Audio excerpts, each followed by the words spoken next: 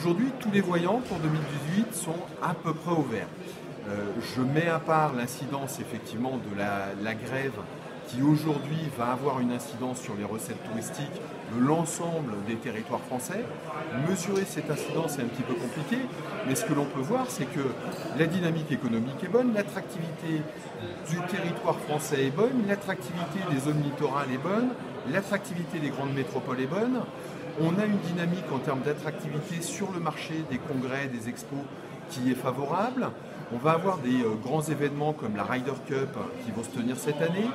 On a gagné de grands événements, Jeux Olympiques, Coupe du Monde, de rugby, qui permettent de donner effectivement un éclairage favorable à la destination France.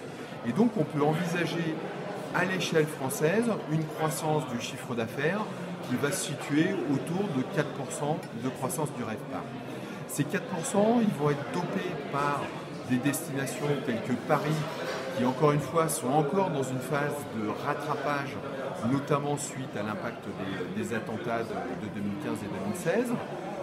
Là où des marchés qui n'ont pas connu la crise, qui ont connu un développement très significatif ces dernières années, tels que Nantes, on va être sur des tendances effectivement de progression de l'ordre de 2 à 3% du chiffre d'affaires pour l'hôtellerie en 2018.